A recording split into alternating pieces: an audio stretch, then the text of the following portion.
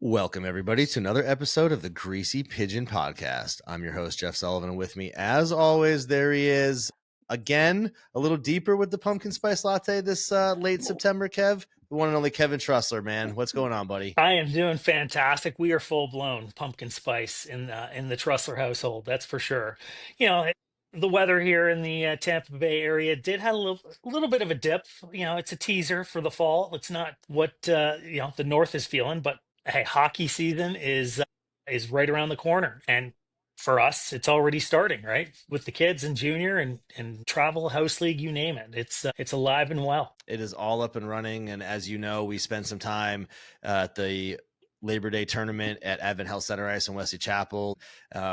Great response to our two players, Adam and Bryce, last week on the show and their interviews and the socials. And what I found really cool, Kev, is you had parents and family members and parents of other players, commenting and liking and sharing. But especially on Instagram, we had a lot of their teammates or other kids that are on Instagram because they're on, younger and younger, right? And they're commenting on the post and they're sharing the post and they're talking and it's all like, hey, that's, Adam, and the nicknames. And I don't even remember, I wish I remember them, but Salad. So Adam's nickname is Salad. So like, oh, there's Salad. Oh, Salad. Like, it's just awesome to watch that interaction and the kids and having fun with it. And that's really what it's all about. And the seasons have started and, some teams are off to good starts, some teams aren't, but as we know, it's about just kind of getting your footing and going from there. Yeah, it's again, I preach it all the time. It's not how you arrive to the show, it's who you leave with at the end, right? And you hope it's going to be that big trophy. Obviously, only one team gets to win it, but it's the grind and the process of seeing your team getting better and better each and every practice, each and every game. And with that, there's going to be hiccups, and that's the fun part about it. Like, it's how do these teams and kids deal with adversity, and how do those same teams that have success at the beginning not get too full of themselves and thinking that they're on top of the world already. So yeah, it's fun to see. I love to see how the game has grown here in Florida, with the kids obviously being very active on the socials. It's exciting. Absolutely. So I want to take a quick detour to the world of ACHA college hockey, and I would love you to give us a quick update on Carter Trussler, former Nest guest, and obviously your son, and great friend of mine, playing up there U10. I know he's gotten game time. We weren't sure he was fighting for a spot on that team, made it, and then fighting for ice time for now through the rest of the season, of course. And in no surprise to me, got on the ice really early on in the season. And give us an update on kind of how it's going up there in Knoxville. Yeah, the Vols, they started the season on the road. It was a tough road. They were in Chapel Hill on Friday night, played the Tar Heels, and he was a healthy scratch for that game. They had chances, they just couldn't put the puck in the net, and they dropped that one. They had to get on a bus the next day, and they went to Lexington, Kentucky, to play the Wildcats. And what was interesting about that, Carter did actually get in the lineup there, but puck drop was not until 12 a.m. It was a midnight puck drop. The old midnight barn burner in Lexington, Kentucky. Put that on your bingo card, folks. And I got to tell you, like he said, he's never played in an environment where that energy, I guess the way the rink is. I know former guest Brent Fuller, when he was on, he had played in that same rink. The stands were packed. They were packed and ready to go. And they they unfortunately dropped that one. Again, I thought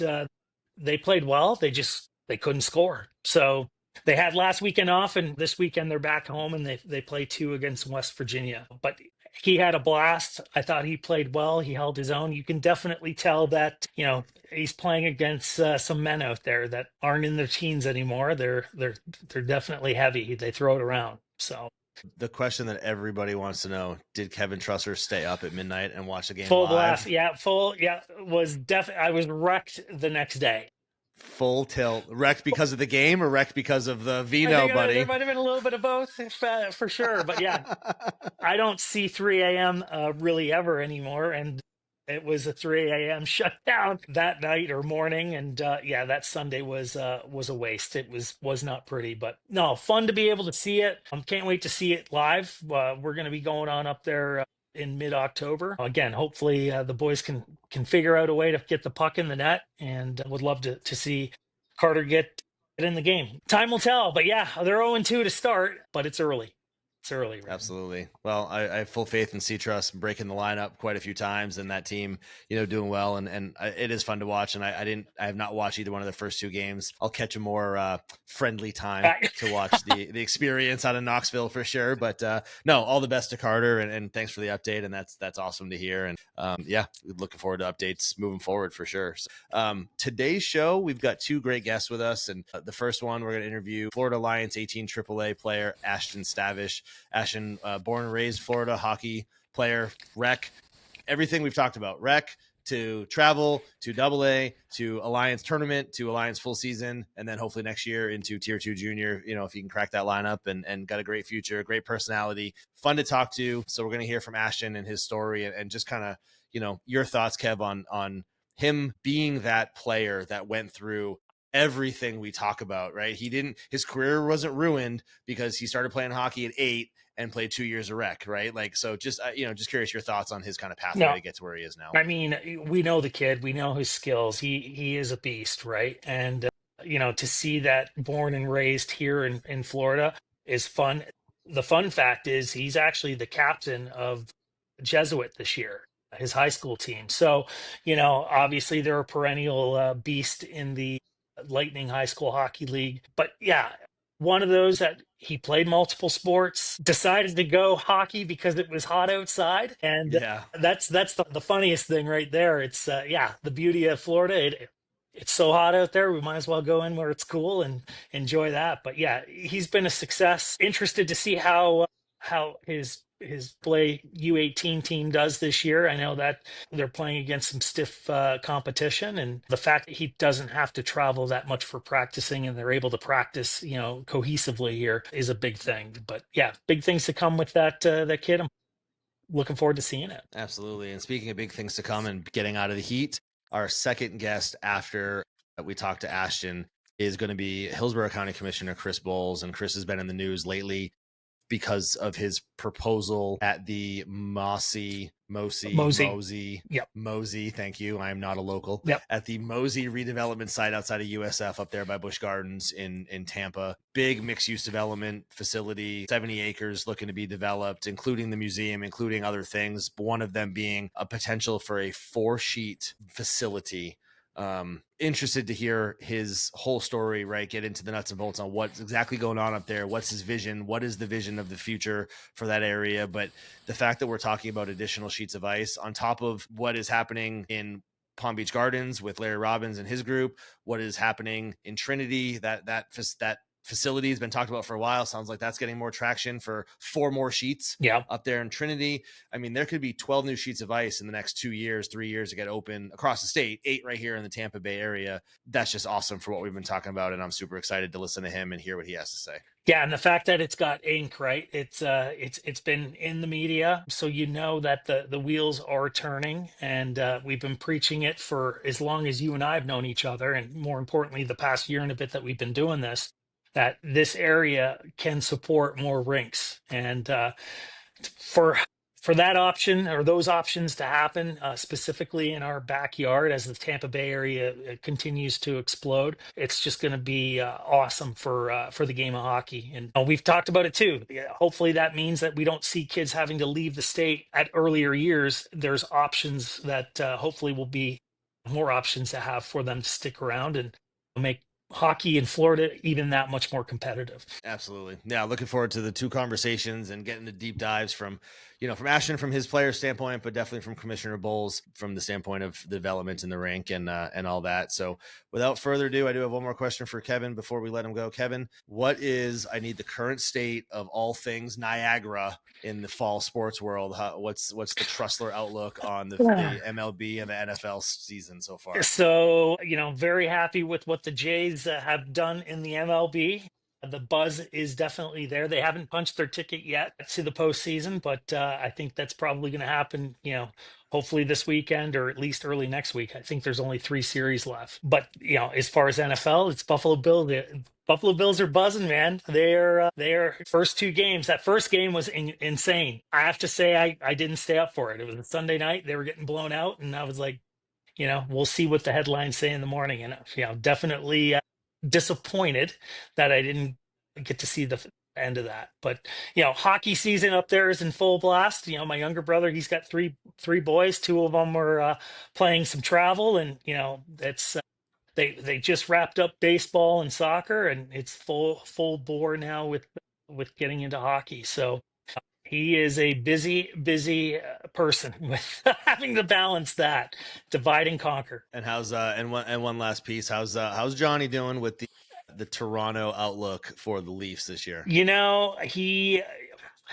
doesn't get too high, he doesn't get too low. He's had years of disappointment being a Leaf fan, and I think the Leafs, they looked good last year. I was gonna say, has he got the mesh folding chair on the parade route already, or is he gonna wait just a little bit longer? Now, I will say he is definitely not one that gets, the glass can be a little half empty there. So he is not one of those that's planning the parade, not like the Sabre fans, right?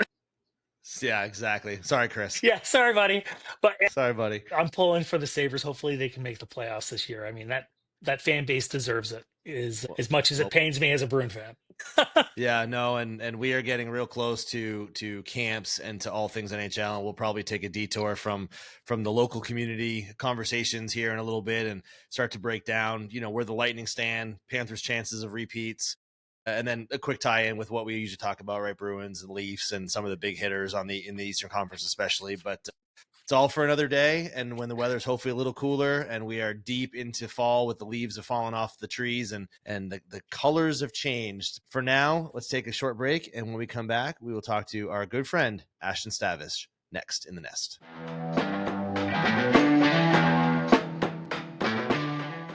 Welcome back, everybody. We are pleased to be joined by our next guest, who is a staple of the Florida hockey community, the scene. He's been a player for many, many years. He now plays 18 AAA for the Florida Alliance. I've had the pleasure of coaching Ashton for a season on the ice. Kevin has been around him for some joint practices and joint sessions with some other teams.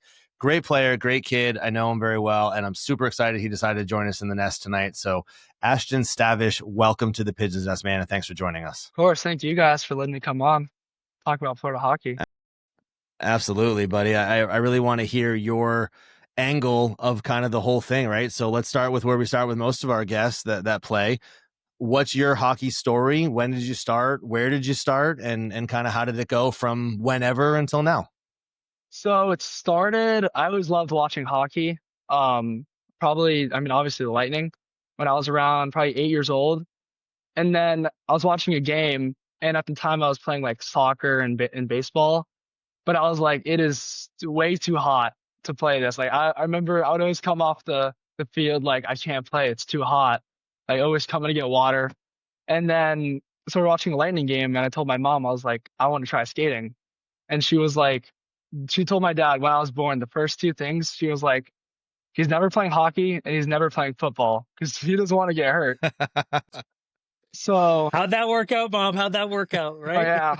yeah. Now she but yeah. So then she took me to a pre-skate at TBSA, and she was like, oh, he's gonna like fall and he's gonna hate it. And it's quite the opposite. So started skating and playing. Started at TBSA just kind of with rec. And the like programs they have to offer over there. And then from there on, I played travel with Junior Lightning my squirt year. So I played there for 2 years, squirts, and then Pee-wees. I played at Ice Storm with Tyler Watkins for 2 years, and that was probably a big jump for me because there was a lot of guys who played. I think it was Pee-wee year, so a lot of those 09s played Alliance, so they were all pretty talented at that age. So it really motivated me and everyone else around me to get better and take it more serious because like we all wanted to win states, And so from there on, 2 years at Ice Storm, and then 14U, I head back to Junior Lightning. That's when I had the pleasure. Yes, he did. And he's still playing, Jess. That's a win right buddy. there. Yeah, buddy. Yeah, that was another huge year for me because while playing Junior Lightning, I also played split season with Alliance with my first year at AAA. And that year was big for me because the coaching staff for the Junior Lightning, we had Dimitri and Sammy Terho And Yep. of course, yours truly. But I was the cone guy, and I filled the water bottles in case just to be clear with everybody else out there. but no, especially Dimitri. I mean, my skating has always been a weak point in my game at the time, and yeah, with his coaching and his skating ability, it really helped me to get faster, better on my edges with turning. And that was probably one of the biggest things for me. And so following that, I played Alliance split season. And I think we played maybe four or five tournaments, but still the main team was the Junior Lightning. And then from there, first 14U year, I played for Alliance, and that was based out of South Florida. So it was kind of brutal because I mean they made it better now, but every single weekend we didn't have a tournament. We'd have to drive to Fort Lauderdale and practice there. So it kind of sucked, but yeah. It gets you ready for the long roadies as you move up, right? Like that's Oh yeah. Now, were you out of the ice den down there? Was it skate zone or Yeah, I was ice then. Yeah. ice den? Yeah. So how did you find specifically the split season, playing in that upper level and then going back to the double A level from triple A? Did you feel like that's a spot in your career that your game took off and confidence was at an all-time high? Yeah, I would definitely that's the beginning of at least my confidence journey because during that when I played split season, I would play it was 08s and 07s for the double A. So playing out with there's older kids in your league, so they're probably stronger, taller, maybe skilled. So it was cool to play them because it really kind of got you ready. And then when you went to those other tournaments with your age group with the 08s, you kind of you kind of have an advantage, like knowing that like you're playing against other older guys, like that are probably stronger and bigger. Then you can you like know kind of what to do. To keep the head up. Yeah. So when you kind of played the split season and then now playing full season, and again, a lot of our listeners are the hockey families that are in the mix right now, right? They're 12, 14s or 10s, whatever, right? They're coming up, and there's now a AAA program out of South Florida, the Florida Surf, right? Larry Robbins was on a few months ago and talked through that whole expansion, and there's some question about what the Florida Alliance is going to be moving forward and how that's going to interact because Seehoff is backing out of the Alliance, and what does that look like, and are there going to be more independent AAA programs and whatever else. But from your standpoint, you've played rec, you've played travel AA, you've played tournament only Alliance, and now you play full season tournament Alliance. What are some of the biggest differences you've seen, Ashton, in the AAA expansion and the hockey that you've been a part of specifically in your tenure playing hockey here in Florida? I mean, it's definitely growing. Especially this year with my 18U team, because I think almost half the kids are from out of state. So there's Wow. Yeah. No kidding. Wow. Yeah. So it's That's pretty cool crazy. to see.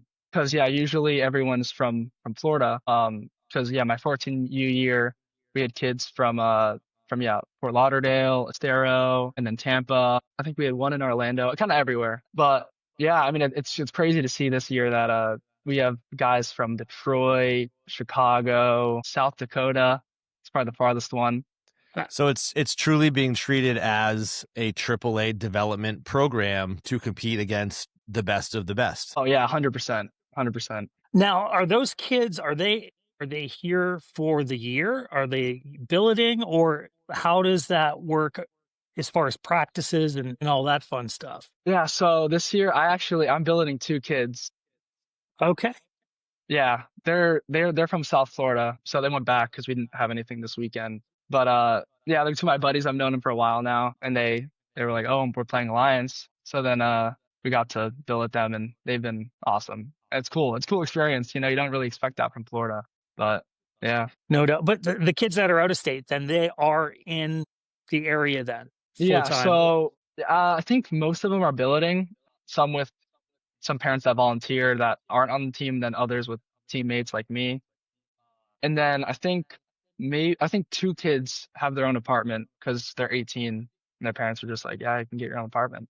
which is kind of Oh, sweet. yeah, well, it is. Yeah. That's cool though. Like you said, like it just goes to show you, right? We talk about the expansion of Florida hockey on the ice and how there's more kids and there needs to be more ice, and we're going to, dive into that a little deeper later on in the show, but all the problems that exist from a, I don't know, I'll call it a nuts and bolts, standpoint. But now you have billeting in the state of Florida, which means you're getting kids from out of Florida coming to Florida. And I know at the junior level, TBJ and the Eels, especially, both programs, actually, a lot of Europeans that come over, right? So it happened at the junior level, but now it's happening at the youth level, and it happens at other places, Car Shield, Penn's Elite, Stars Elite, so on and so forth. It happens at all those locations also. And now, to Ashton, your point, you're getting it at the 18 trips level, which is honestly something I did not think was here already, but it just goes to show you how much further the hockey has gone. And so I guess my next question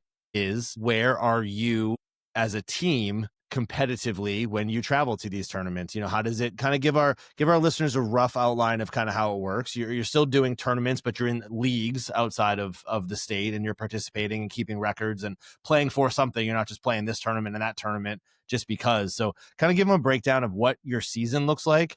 And again, how is the competition when you're away?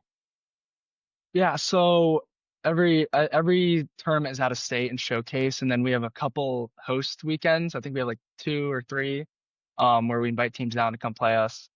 But yeah, I mean every tournament, every showcase, it's a grind. It's like you're proving why you should be on the ice, and we're playing against top 20, top 10 teams. And it's really a challenge because a lot of these guys I feel like everyone at the 18U level is on the grind because they know next step is juniors and they don't really have a big gap.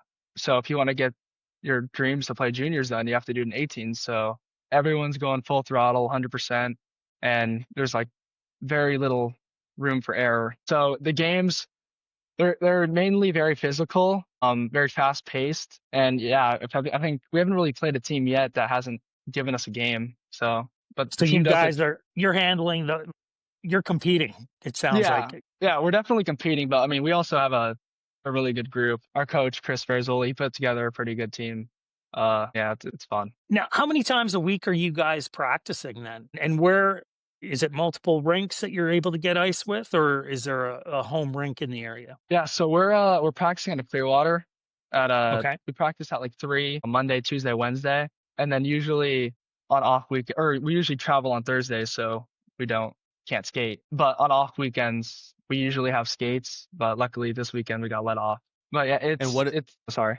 No, I apologize. I was going to ask you, what's the off ice component? How much is Chris, and I know Chris Verzoli, and his coaching acumen is very impressive, and he's coached at a high level for a very long time. What does he demand of you off the ice? What's required?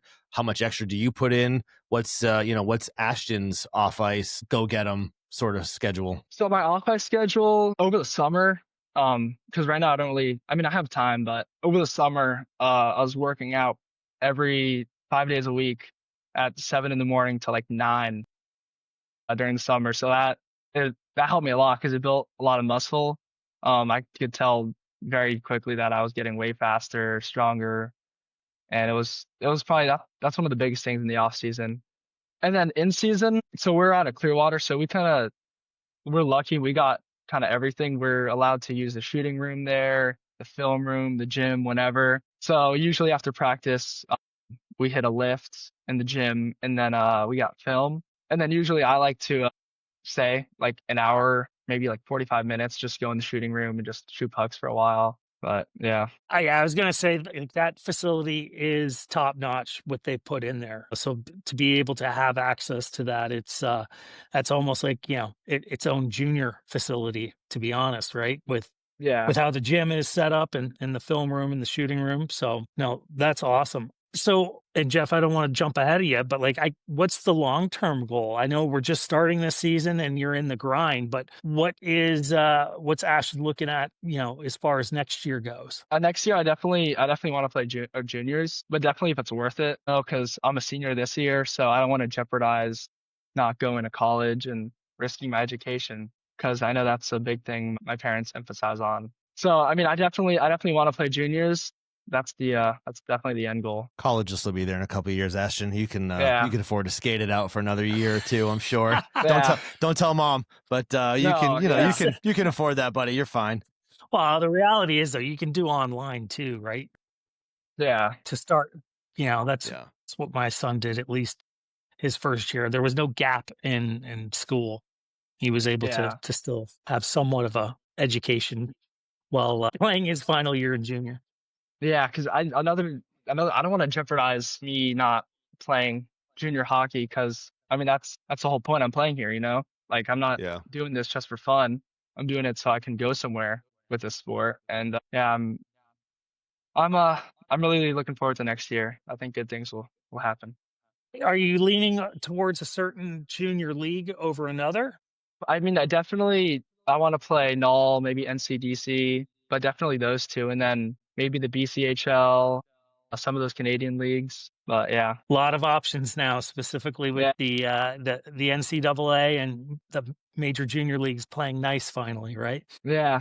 The growth of the Canadian, I'll call them sub leagues, but they're not anymore. The B is getting a ton of recognition lately as being a great kind of tier 2, tier 1.5 kind of equivalency out of Canada, and they're pumping a bunch of players into either the Null or Junior A in Canada, right, or whatever. So the options are definitely there, and knowing your game from my standpoint, you've got the tools to put it together, which brings me to kind of my next question. So what is your style of game? If you're talking to the scouts and the coaches of next year's teams and leagues, like what kind of player are they going to get from Ashton Stavish? I would definitely say power forward, and probably maybe 2 years ago you probably wouldn't hear that. You'd probably hear maybe a skills guy. But I kind of know my role now, especially being a little bigger, a little taller. But I mean, I love it. I love doing my power moves, going around defenders, going wide in the corners, especially. And I feel like every team has their skill guy, has their role. And I would definitely say power forward. Yeah. All right, so I got to tell the story because he totally opened the door for it, and I got to tell it. So there was a year that I was coaching at practice and I wasn't on the bench during games, and Ashton was on the ice, and it was during a tournament. I remember this, right? So Ashton's on the ice, and I'm part of the coaching staff, but I'm not a game day coach for that season. We're playing the game, and Ashton is 100% skills guy. Okay, all the way. No, there's no, if he was a shortstop, there's not a speck of dirt on his pants, right? Like he is absolutely all skill out there. Okay. So, yell from the stands for Ashton to use his size, because Ashton's always been a bigger kid. He's kind of downplaying his size and his height. Ashton's a big kid. He's a big body out there on the ice. And I was trying to encourage him from the stands to use his body. And his grandmother looks over at me and goes, and she had this cute little accent, like just wonderful little lady to listen to. And in her little voice said, "That's right. You tell him he's big. He hits people." Absolutely. So Ashton, I'm glad to hear that finally you're big and you're hitting people, because your size is part of your game. 100%. It's a gift, man. Yeah. It doesn't mean you have to go out there being a bruiser, so to speak, but being a bigger body, that becomes that's an advantage over someone who doesn't have that size, Yeah. So, and for you to recognize that, and there's going to be years where you are going to be the skill guy. It's one of those things where if you can be a chameleon and find a spot on the team as to where they need you, then that just makes you that much more of a marketable player. So yeah, and we talk about it all the time. Dimitri talked to us a few weeks ago about how his game had to change when he got to the pro level. Like, everyone has to find where they belong, otherwise there's no home for them. Any sport, any position, business, life, it doesn't matter. There's always a hole. And so the fact that you identified that early on, and you can figure out where your niche is on this team, where you can be next year, where you can be the year at, whatever that looks like, is super helpful. One last question before we let you go. You mentioned to start the conversation, and Kevin's huge on this, and quite frankly, so am I, but it's his soapbox. But I'm going to ask the question. How long did you play multiple sports before you hung up the cleats to only focus on the ice, or are you still doing other sports in some capacity as well as hockey? We think it's huge. So I'm curious, what did that look like for you? Yeah, so probably around, I would probably say 10. Yeah, 10, I started to just focus on hockey because I was still playing soccer, like flag football, baseball, just like kind of, just like little fun activities, I guess, to do when you're younger. And yeah, I mean, I was still playing hockey at the time, I was still skating whenever, maybe like once, twice a week just to get on the ice. But then, yeah, probably when I turned 10, it was the commitment to, you know what, this kid's just gonna play hockey now. So, And, the problem is specifically down here in Florida, if you are playing competitive soccer or baseball, they seem to always want the commitment year round and don't play nice together. So it does force the hand of some kids, unfortunately, to make that transition early on. I'm sure you're still kicking around the ball or throwing the ball around here and there. So, it's not like a one trick pony, so to speak. You're an athletic kid. So it's exciting to see what you're going to do, what you bring to the table, and I'll be keeping an eye on those stats.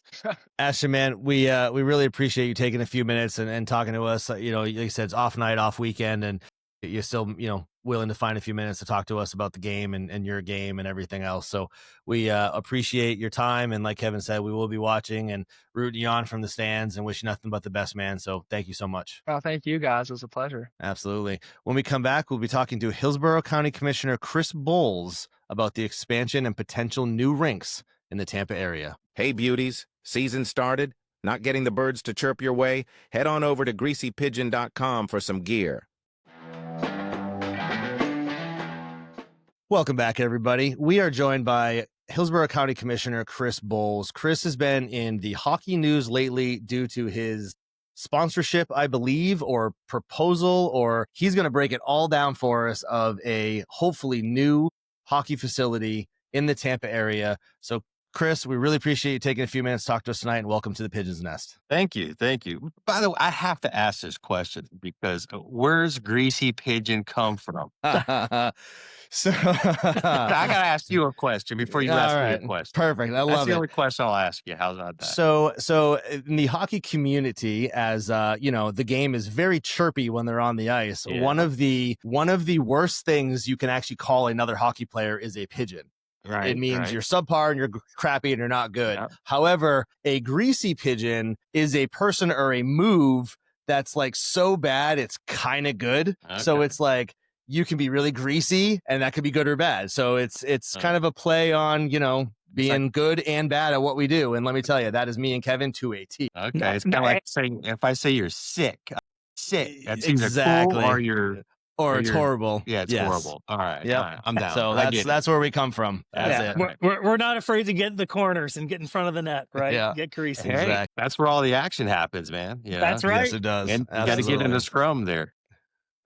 So speaking of scrums, you are fixing to be in a political one in Hillsborough County a little bit, I think. So just can you level set on what exactly the MOSI Redevelopment program, at a high level is consisting of, and then kind of we'll get into where the hockey rink component falls into that. Right. So it started off with that whole project out there. So MOSI's based, right there off USF, right across the street from USF campus. There's about 70 acres that sit there. Used to have the Renaissance Festival there, a bunch of people running around in tights and stuff. It was LARPing out there and all that kind of not my jam. Yeah, it's cool. But taking that land and doing something that's really productive with it. And so there has been this long-term goal. Before I got into office, that part was already going on. But before I got into office, this long-term goal of developing that area and that whole area, because there's a whole bunch of stuff going on there. If you go back in time, you think about the old University Mall. They tried to do something with it. It's kind of fell apart a little bit a few years back. Moffitt's really growing there. We got the USF Stadium that's just, they're breaking ground on right there now. They're doing a lot of stuff there. The claw's being redeveloped. So all this has been in play. And earlier this year, in about April or May this year, we started talking about where are we going to put something we call the Field House, which is an indoor sports facility for hockey and basketball. And again, that was something that's been on the books. So there was a couple spots. That one seemed to be the best place. The board here, we all decided We're going to put it there at the MOSI property. So I start thinking, because of my history, my son used to play with the junior Boles down there in Brandon back. He's 28 now, so I don't know, a lifetime ago. It seems like that. 18 years ago, but I think is one of the flags that still has his name on it up there. But he played there. We traveled all over the country. Anybody who plays, whether it's local, there's rec league, travel league, beer league, even if my daughter did figure skating, finding ice time is critical. I used to travel down there at 5 o'clock in the morning to bring them back to school when we lived up in Wesley Chapel. I mean, it was crazy. And then, you got high school and college teams, they're playing the midnight or after. So yeah. and so this is something that's, anyone in the community knows this, and anyone who knows anything about hockey knows this. But it's that idea of we got to get more sheets of ice out here. Well, I have a good friend of mine, Gordy Zimmerman. I'm not sure if you know who he is, but he's been around. His sons played with my son back in the day. And, that was, we had lunch not too long ago, earlier this year. And I brought the idea to him. I said, hey, let's talk about doing this. I said, I got this idea. We're already doing all this stuff. There's this synergy in that area that we're really getting ready to pop. Again, looking backwards, you got USF that's doing what they're doing with the stadium. You have, the field house that's going up and all these other things. Let's jump on that same bandwagon and let's see what we can do with that. So they have since, so I kind of worked with him on some, critical plans. Gordy was the one who built up there in Wesley Chapel. Yep. But he's Center also ice. center ice, and he's also doing the development out there in Trinity too. So, so he's involved with all that. So, he has the knowledge and the ability and the certainly the willpower and the backing to do this, and he's on board.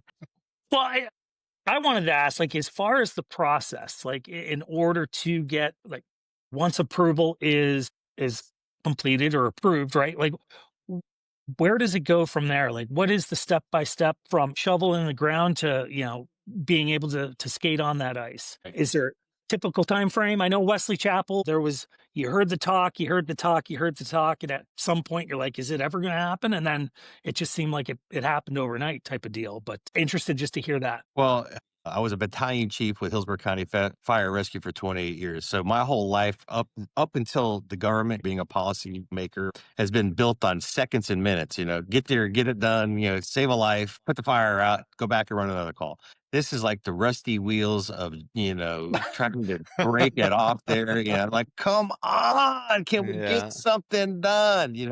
There's got to be a study. There's got to be a meeting for the meeting. And I get it. We're talking about millions and hundreds of millions of dollars sometimes with people's taxpayer money. And we got that. One of the great things about this project, though, is that we are talking minimal, if any, taxpayer money being put up front on top of this. This is all going to be, for the most part, privately funded. And that's a lot of that. That's what got everybody on this floor excited. And when I'm saying on the floor, we're on the second floor of the county center.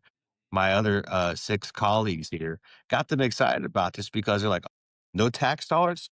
Sound like a great idea. Can bring tax dollars in with bed tax, hotel tax, sales tax, all the stuff that comes in with that economic development. And so that's what kind of the first step is, getting them involved, getting them on board. Now, that whole development is under what's a master developer, and they kind of, I'll say control. They have the control over what they can see and kind of working with the county staff and our development team here in real estate. There's like a plan has to be put in place. Over here I have like, you can see on the wall over there, that's like that's a map of the property that I have. But that's the kind of thing where I'm looking at trying to kind of eyeball, where can we do things? What can we do? And, spitting some ideas out there.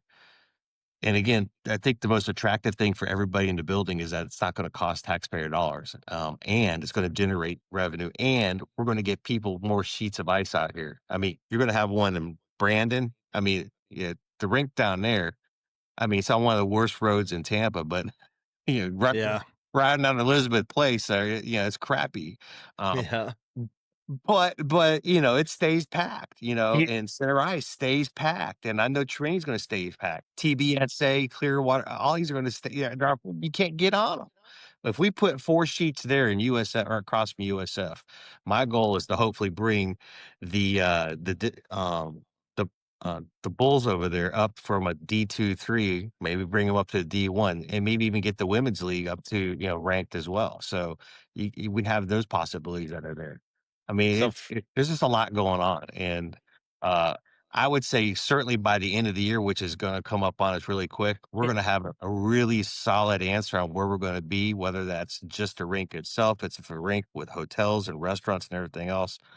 It's going to be it's going to be a place to go. I live in Lutz. I'm going to be hanging out there. I'm telling you right now. what I was going to ask you was, and you kind of just alluded to it, but the entire property, the plan, the studies, all the things that go into, the feasibility studies and everything that goes into that area for Right. growth. Is it going to be segmented, or is the plan to put together, I'll use the term like a downtown feel, where like you show up and it's kind of all connected shops, restaurants, hotels, stay and play, and not in the hockey sense that parents cringe at stay and play, but like go to Tampa, stay, play, drink, eat, have fun, and there's ice and there's USF. Like, is that the plan, Chris? Is to have Yeah. that sort of feel?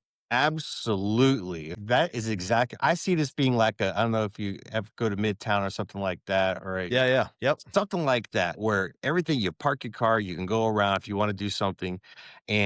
But the difference there, and you guys know this, if you got kids have ever played, you go play, there's always, you're playing a tournament there, you're there for 2 days, and there's, you're playing a couple hours and you're done, you're waiting, you come back, you play, you get bracketed and all that.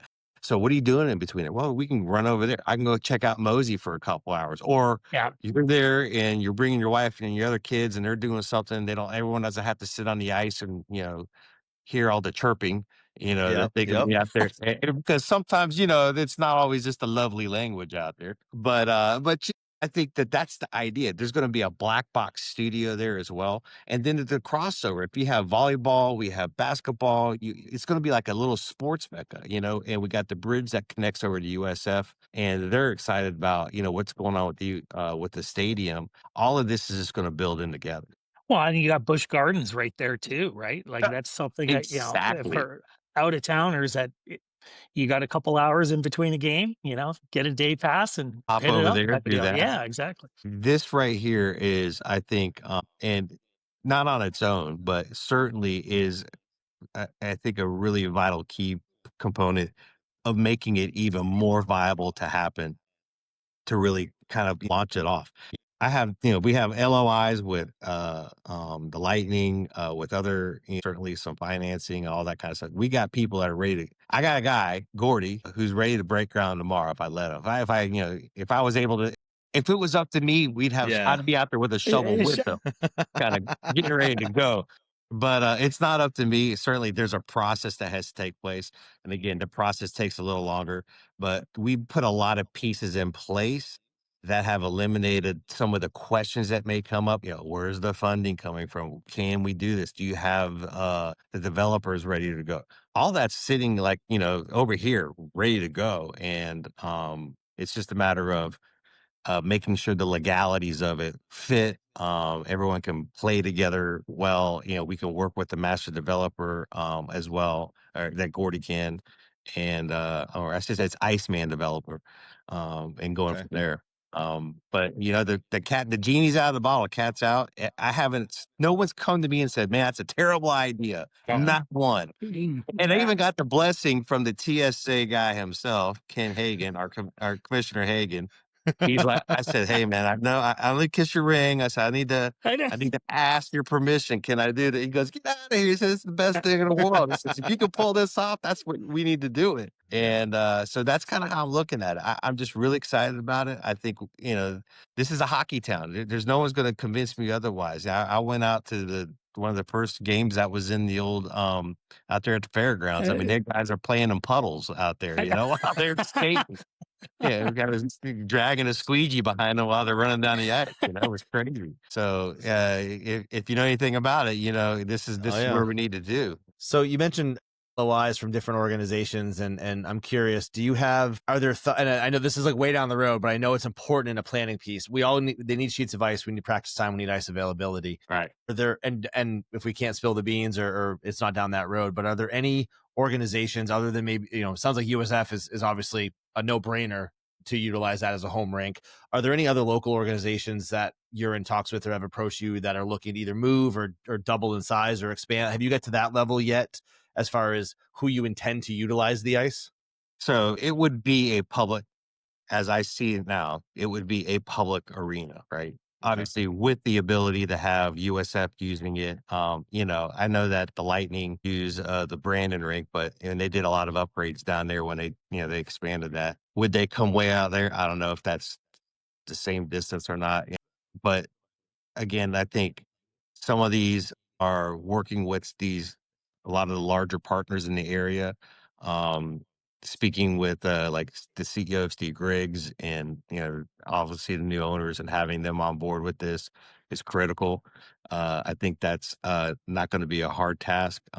We've got some soft commitments on those. Okay. Again, it's just a matter of everybody coming in together, and I think everyone's really waiting to see, and like you guys are, and anyone who watches your podcast is like, what's the next thing to drop? Is it going to drop over here? Everyone getting excited for, man, and then you're like, oh, man, I thought it was going to happen, and then it doesn't happen. Again, there has been no indication at all from my staff upstairs and county staff that have been here for years, or anybody on this floor, that this is not going to happen. As far as the community developer, Iceman Development, and all that, they're all on board. We are ready to go. We have people ready to go. They're chomping at the bit. It's just got to kind of go through the BS bureaucracy that comes with messing around with county dollars and taxpayer funds and all that kind of stuff. But I'm on task. I'm going to make sure that it's expedited. My guy upstairs, the deputy county administrator, Greg Horadell, is like, he's calling me again. I'm like, hey man, Exactly. Hey, it's been 2 weeks. Where we at? You get that toy Zamboni I sent you there? Yeah, exactly. I'm gonna put some fur boots on them and have them drag them around on that thing on their front, waving to everybody in a bikini. No, I mean, you hit the nail on the head at the beginning. I mean, it's ice time, and we've said it on this show for the past year. The demand is there. When you've got players practicing, or men's league starting, or beer league starting at 10:30, 11:30 at night, and they're not getting out until 2 a.m. I mean, it's there. It's definitely there. So no, that's exciting. I'm excited. Can't wait to see it. So Chris, I know there's bureaucracy, and last question here, we'll let you go and get back to way more important things than talking to us, but we appreciate your time today. This is way more important, more fun than what I was doing earlier.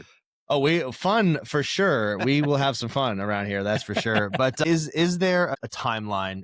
And what I mean by that is, Kevin made a point. Wesley Chapel seemed like it took forever, and then it happened. And I've been in the hockey scene in Florida now for 6 years or whatever, and I've heard the Trinity Rink come out of people's mouths for 6 years, and now I think we're finally starting to get traction about what's coming and whatever. So to your point, people get excited when they hear this, and we want ice tomorrow. What realistically can we expect for the next step and the next step, and then doors open? Well, I'm a bit of a rogue, in so much that I haven't done this before, right? So I can't say that I'm not a politician anymore, but my character is not. Okay, so I am, because I'm a politician, but that's not my character. I've been used to kicking down doors and going to fires and running emergency to calls at 90 miles an hour down the road.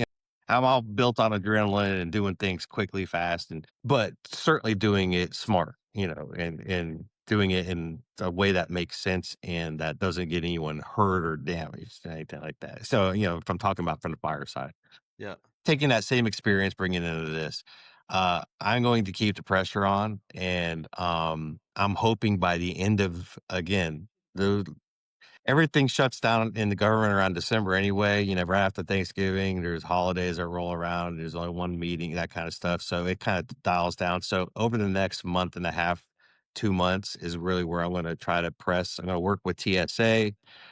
see what their needs are, work with Eric Hart over there, who's the CEO over there as well. Again, work with the deputy chief administrator here to see, what's lacking and what needs, and then make them, kind of give me those ideas on what those needs are so that then they can work with the master developer. And ultimately, once all that kind of comes together, which again, I'm going to be like, you know, doing one of these, kind of getting, well, yeah, I mean, it's just, that's how I feel about it. I just really want to get this done because again, it's not like, man, where are we going to find the money? The money's there, the want is there, and it's a need too. We have a need as well. So, I mean, we're hitting all the spots. And again, not one person has pointed out, ooh, that's going to be a bad idea. I haven't heard anybody say anything negative at all about this. And it's just a matter of cut some of that red tape and getting it done, man. And I am absolutely committed to doing that, even if I have to be an asshole about it as well. Hopefully this isn't PG, I know, but Perfect. It's very greasy, Chris. Yeah, very greasy. Yeah. I feel it on me. Let me Yeah. And don't kid everyone, Chris. On your way home to Lutz, you have a shovel in the back and you're digging a hole every night, right? It is nice, and I know it's county specific, and it really has nothing to do with the other. But we had Larry Robbins on down in Palm Beach County, or I think it's Palm Beach County, and they got that rink approved with Wayne Gretzky down there in Palm Beach Gardens, and love it. Little different scenario, right? Public land and all this and that, but they got through the tape and they got it done, and they're moving forward. And now we've got you guys doing it in Hillsborough County, and sounds like Pasco County is getting ready for another rink. Like, the fact that it's all happening in the state of Florida, and let's be clear, the Panthers and the Lightning have a huge part and hand in the development and the growth. And I'm from the New England area. That's what happened in Boston in the 70s, right? Long before my time. But Bobby Orr they call them Bobby Orr rinks. All those rinks that were built within 5 years of each other were Bobby Orr rinks. And now that's what's happening here. And we're going to look back when there's hundreds and thousands of kids more playing in the future because there's ice time to support them. The talent's better. The AAA talent is in the state. We're not losing kids. My kids in Minnesota playing hockey, kids are leaving the state to play at the higher levels as they get older. It's going to be awesome when they stay here because of people like you and the effort they're putting in. So appreciate what you're doing for the hockey community. And I really want to stay kind of aware of what's going on as much as you can and keep us in the loop. And when the walls and doors are up and the ice is getting painted, man, I'd love to come out and see the facility. And yeah, we can definitely make that happen. And what I will commit to, we have certainly got a line of communication here, phone and email. And what we'll do is that kind of stay in touch with each other. And as you're going along, you see something, you want to put it out there, say, hey, I just got an update, blah, blah, blah. You want to throw it up while you're talking. I'm happy to do that. And as things come along, I will filter those out. I am on a couple of these little hockey groups on the Facebook groups as well. good. So, I will endeavor to certainly put good information out. I'm absolutely open to someone asking me a question. I'm not afraid to, say, I don't know. I mean, sometimes I don't know, I don't know what I don't know. Embrace the crazy that's out there in some of those forums. Yeah. Well, listen, again, I was in it before for years, you throw figure skating on top of that. It's a whole different thing too, Yeah. So, For sure. Yeah. Is. Absolutely. Well, we'll let you get back to your evening. We truly do appreciate you taking a few minutes to talk to us tonight, Chris. And thank you. And again, wish you all the best and look forward to keeping the line of communication open as this project continues on, and looking forward to some new ice in Hillsborough County. So thank you so much. all right, brother. You guys take care and have a great evening. Thanks, Appreciate it. Chris. Bye. All right, bud. What a great show today with Ashton and Commissioner Boles. Great information from Chris. First, it was awesome to hear from Ashton in general, just his story, his upbringing, the game, how he sees the game and his development. And then it was awesome to hear all the information from Commissioner Boles on what's going on up there in Tampa, Hillsborough County. And his energy is kind of magnetic. And I feel like we could talk to that guy for hours and hours on end about all sorts of things. And probably if there was a bar involved, it would be a lot longer, but I thought it was great information across the board. Yeah, no, Ashton, very impressed, well-spoken young man, obviously passionate about the game. And, he's an ambassador to Florida hockey, and it's great to see. And wish him nothing but the best this upcoming season. And Commissioner Chris, yeah, I could definitely tip a couple jars with him. He's got a great energy. Obviously, his background being a firefighter, he's ready to kick the doors down and bring some hockey, more hockey to the Tampa Bay area. And it's exactly what we need. That location that they have is going to be, it's perfect. It's central. You've got USF that's right there with everything that's around there for teams that come from out of state, being able to go to MOSI, being able to go to Busch Gardens, Adventure Island, you name it. It's going to be fun, man. I can't wait. Hopefully the shovel will be in the dirt here sooner than later, but it sounds like we got the right guy that's leading the charge. Absolutely. And I don't live in Hillsborough County. I don't vote in Hillsborough County. So I know nothing about anybody on the board other than the 20 minutes we talked to Chris. But I think it's safe to say that he's probably the greasy pigeon of the commission down there in Hillsborough County. It sounds that way. He's not afraid to go in those dirty corners, man. That's it. Absolutely. To get it done. No, absolutely. Well, Kev, great show today as always. I know the Bills are playing Thursday nighter this week, so enjoy kickoff, enjoy that game, and we'll talk to you when we talk to you. Yeah. Hey, and kudos. Good luck this weekend, right? Your son kicks off his season, and we will definitely talk about it the next show, and can't wait to hear how he does. Yeah, 2 games on the road up in Minneapolis. He's playing for the Steele County Blades, as you know, and they opened their season against junior team names, the Minnesota Mullets. I mean, and their logo is like the Hulk Hogan with the mullet. Like it is pretty badass. And that is Minnesota high school at its, like the heritage, right? Minnesota hockey all the way around. So yeah, 2 games this weekend, and I think he's going to see the net in one of them for sure. And just kind of waiting to see what that looks like. But yeah. It's off and running, man. It is. Off and running. It is. It's awesome. Awesome time of year. This is the best time. That's when the best sports are played. And, looking forward to seeing what this journey brings, right? Absolutely. We will see y'all on the next journey. Enjoy your local weekends for those age groups that are playing around Florida in Sayhoff and the Alliance this weekend. Best of luck to all of you. And look forward to following along from your posts and your stories, and send us your clips and your videos of your top plays from your player. Send them, hit our socials, send them to us, DM them to us, and we'll start putting together some highlight clips around the league weekend by weekend and start showing off some of our Florida talent to all of our listeners. So appreciate what you all do. Enjoy the weekend. Kev, enjoy yourself, and we'll see you next time. Cheers.